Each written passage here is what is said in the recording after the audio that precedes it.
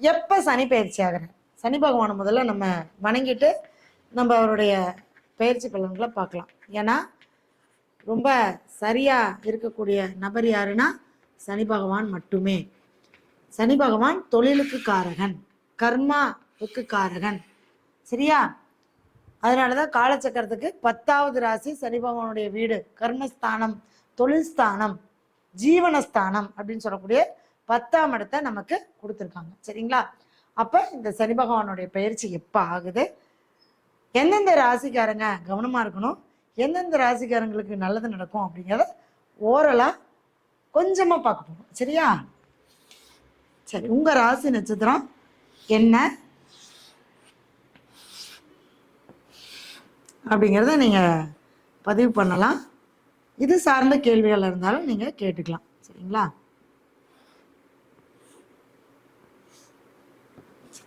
எப்போ சனி பகவான் பயிற்சி ஆகிறாரு அப்படின்னு பார்த்தீங்கன்னா 29/3/2025 பங்குனி மாதம்.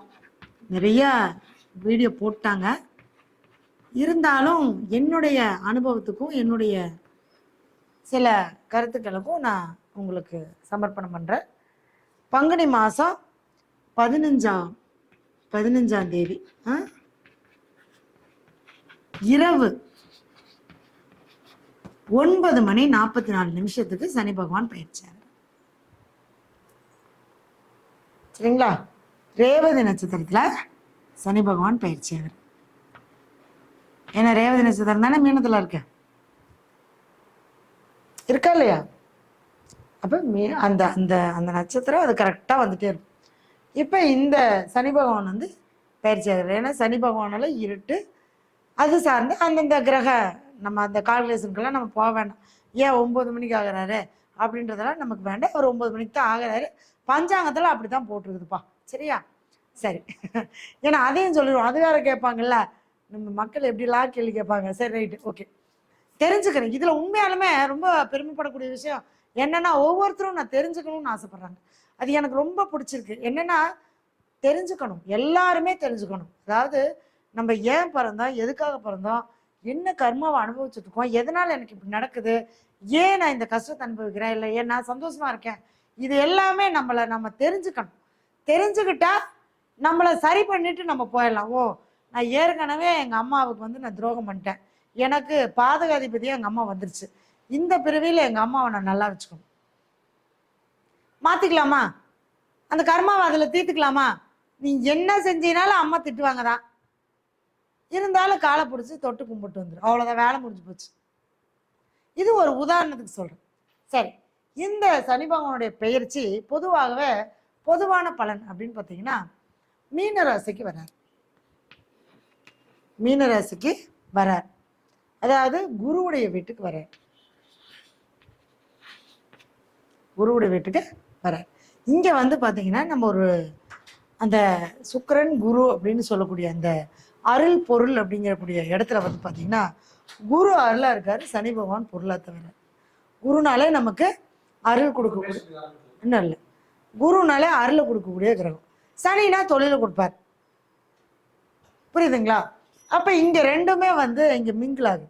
அருள் வீட்டுக்கு பொருள் கொடுக்கக்கூடிய ஒரு கிரகம் சனி பகவான் வருகிறார். அது குருவுடைய வீடு, அது காலச்சக்கரத்துக்கு மோட்ச வீடு. கர்மகாரகன் மோட்ச வீட்டுக்கு வருகிறார். அப்ப ஆன்மீகம் சார்ந்த விஷயங்கள், கோவில் சார்ந்த விஷயங்கள் மிகச்சிறப்பாக இருக்கும்.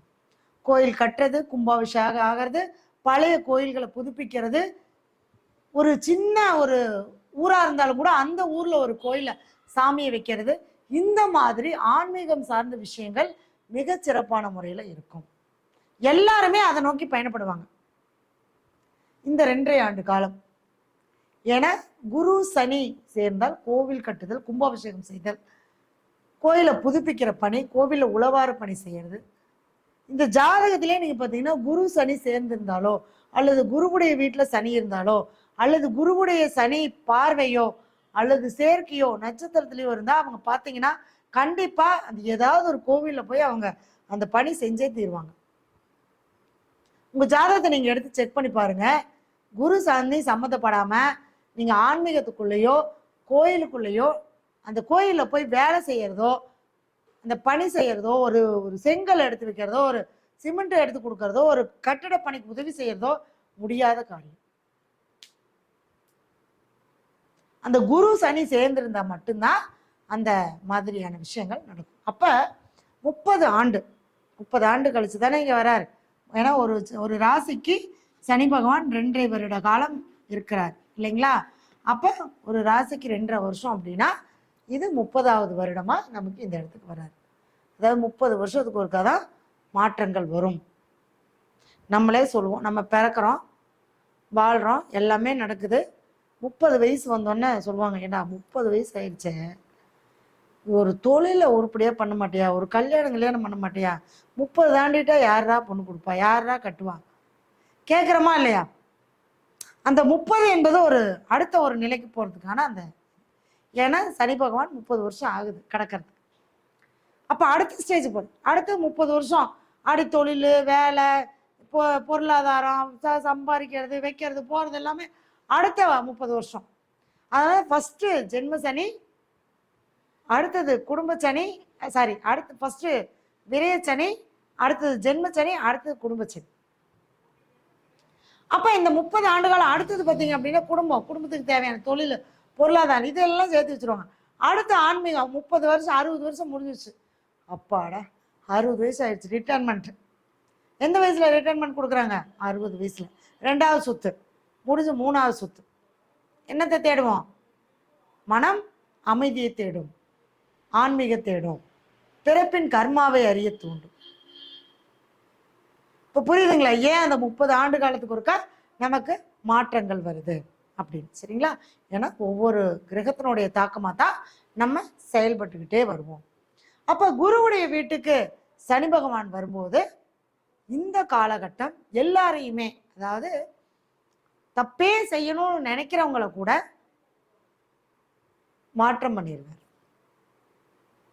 இப்போ குரு வீட்டுக்கு ஒருத்தர் வராருன்னு வச்சுக்கோங்க. குரு வீட்டுக்கு நம்ம போகிறோம், குரு ஒரு ஆசிரமத்துக்கு போகிறோம், ஒரு குரு இருக்காரு, அந்த இடத்துக்கு நம்ம போகிறோம். அவன் கெட்டவன், அவன் அயோக்கியன், தண்ணி போடுவான், திருடன், எதுவும் இருந்தாலும் சரி. ஆனால் அந்த இடத்துக்கு போகும்போது அந்த குருவுடைய பார்வைப்படும்போது எல்லாமே மாறுதானே. அப்போ குரு வீட்டுக்கு வரக்கூடிய சனி பகவான் அந்த இடத்துல சில நல்ல விஷயங்களை அந்த இடத்துல செய்யும். அதுதான் அந்த நீதி நேர்மையை கொண்டு வருவார். எல்லாரையுமே நீதி நேர்மையாக வாழ வைப்பார். அதே மாதிரி சமரசமான ஒரு பயணத்தை கொண்டு போவார். எந்த ஒரு விஷயமா இருந்தாலும் அது நம்ம இந்த உலகத்தில் நடந்திருக்கக்கூடிய அனைத்து விஷயங்கள்லையுமே ஒரு சமரசமான தன்மையை கொண்டு போவார். ஏன்னா அது மோட்ச வீடு.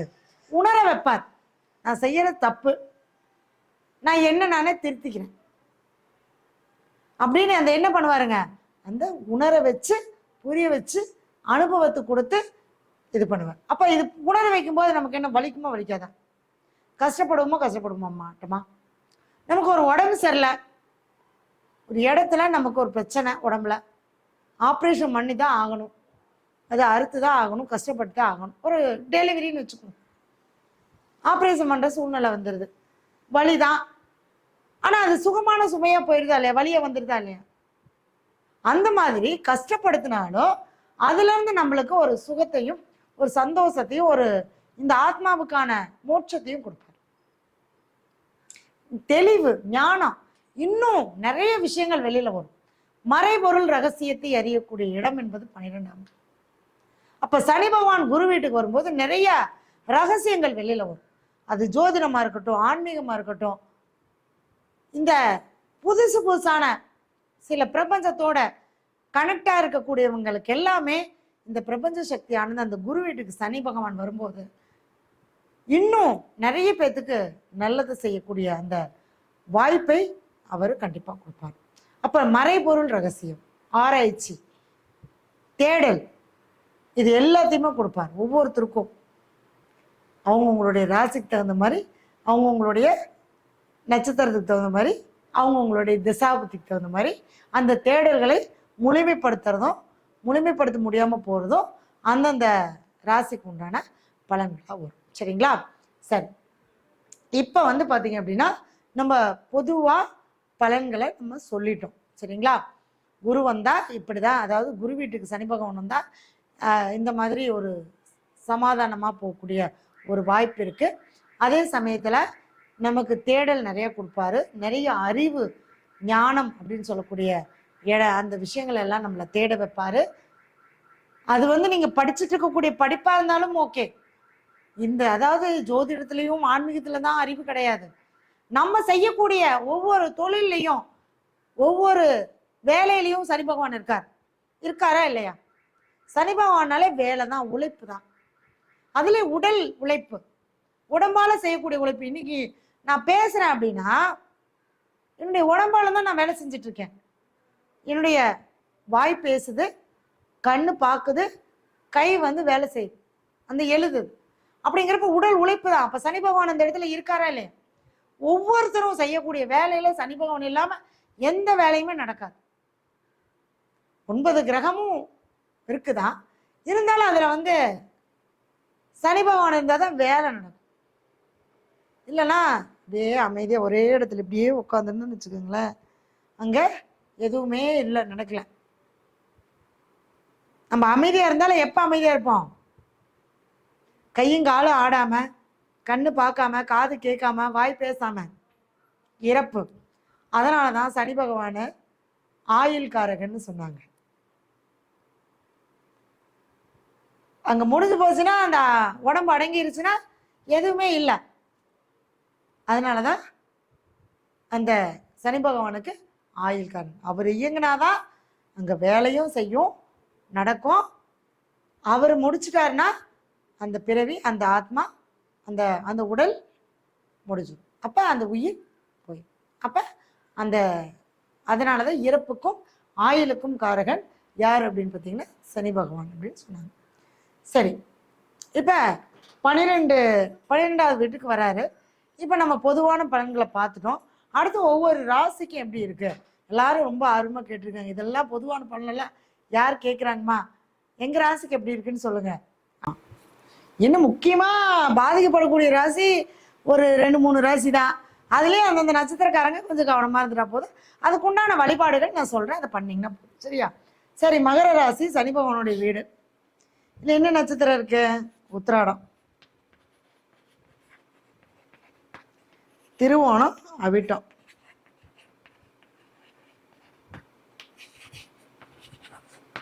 மூணாம் இடத்துக்கு சனி பகவான் வர்றார். அப்பாடா, 7.5 வருஷம் நாங்கள் பட்ட பாடெல்லாம் போதுண்டா சாமி, எங்களை விட்டு சனி பகவான் போயிட்டாருன்னு பெரிய மனசுக்குள்ள ஒரு பெரிய கும்பிடு போடுறீங்கன்னு தெரியுது.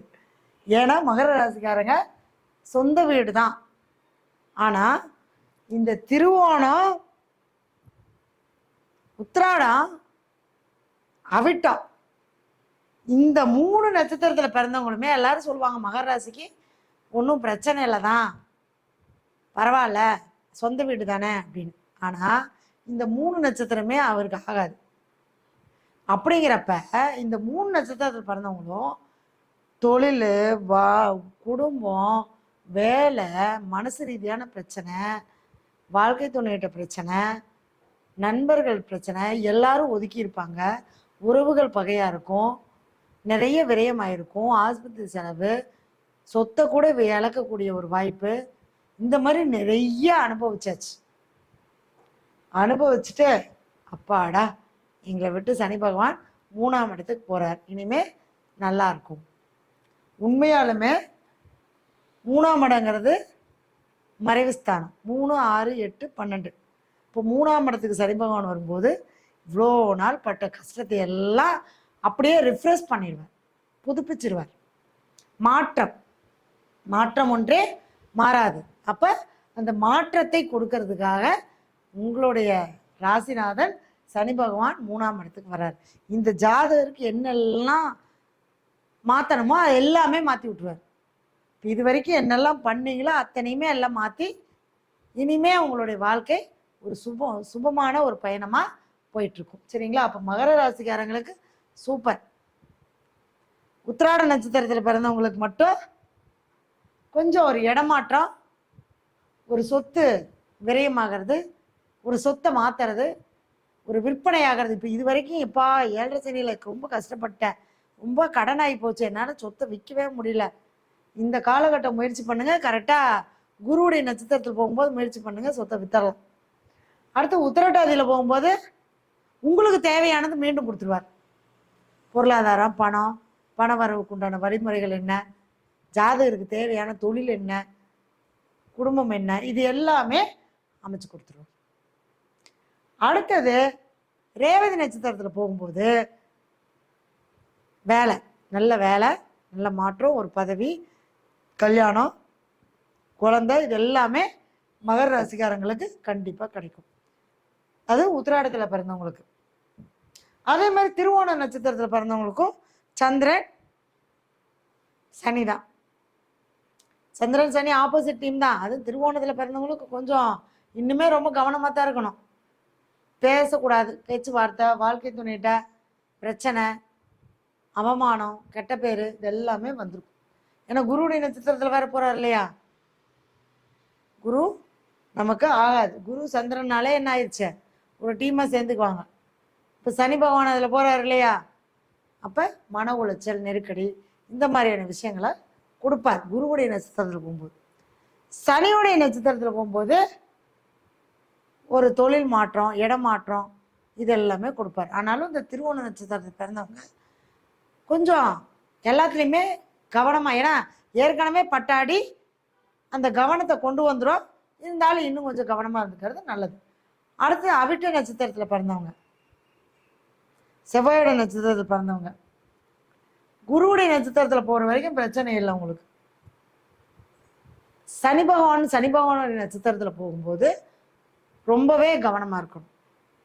அப்போ என்னன்னா, இந்த ஜாமீன் போட்டு பணத்துக்காக ஏதாவது கையெழுத்து போட்டு மாட்டிக்கிறது, ஏமாந்துறது, பொருளாதார விஷயத்தில் ஏமாற்றத்தை கொடுக்கறது, இந்த பிஸ்னஸ், ஆன்லைன் பிஸ்னஸ், இந்த மாதிரி ஷேர் மார்க்கெட்டு, இந்த மாதிரியான விஷயங்கள்ல ஏமாந்துறது, இந்த மாதிரி. இப்போ நான் எல்லாத்தையும் விட்டுட்டேன், நான் இனிமேல் அதெல்லாம் பிடிக்க போகிறேன்னு சொல்லிட்டு, எனக்கு தான் சனி பகவான் எல்லாம் 7.5 சனி முடிஞ்சிச்சேன்னு சொல்லிட்டு அந்த அவிட்ட நட்சத்திரத்தில் பிறந்தவங்க எந்த விஷயத்துலையும் போய் கால் வச்சிடாதீங்க. புதனுடைய நட்சத்திரத்தில் போகும்போது அப்போ உங்களுக்கு எல்லாமே செய்வார்.